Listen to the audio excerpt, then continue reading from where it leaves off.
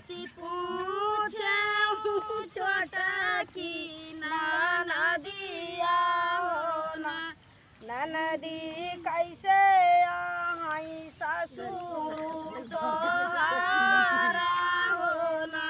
मैं तो से पूछे छोटा की नदिया हो ना, नदी कैसे आई ससुर का लोगावा हो ना, नदी कैसे आई ससुर तोहारे हो ना, नदी कैसे आई ससुर तोहारा हो ना।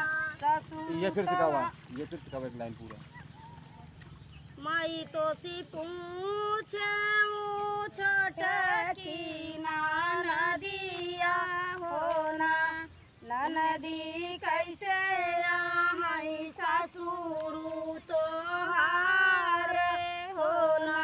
मैं तो से पूछे छोटा की नदिया हो ना, नदी कैसे आई ससुर तोहारा हो ना। ससुर तो वहाँ जैसे बिलिया माँ, ससुर तो वहाँ जैसे बिली माँ कई मुसावा हो ना।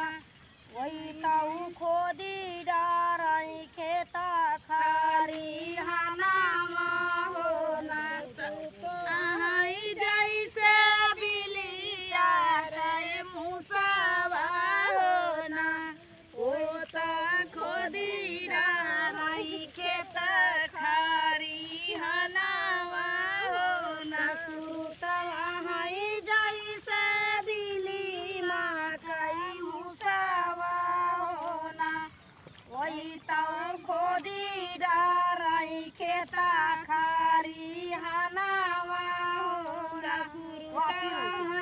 जैसे बिलिया का मुसावा हो ना, वो तो खोदी डाराई खेत खाली हनावा हो ना। मैं तो सी पूछे छोटा की नदिया हो ना, नदी कैसे आई सासु तोहारी हो। मैं तो से पूछे छोटा की नदिया हो ना, नदी कैसे आई सासु तोहारी हो ना, नदी कैसे आई सासु तोहारी हो ना, नदी कैसे आई सासु तोहारी हो ना।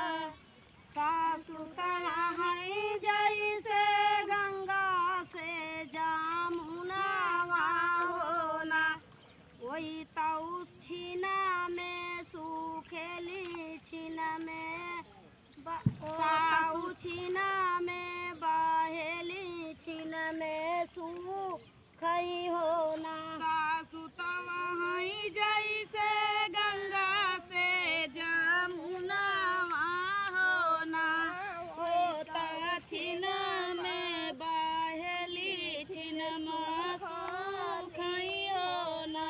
सासु तो वहाँ जैसे गंगा से जमुनावा हो ना, वही तो छीना में बहेली छीना में सूखई हो ना।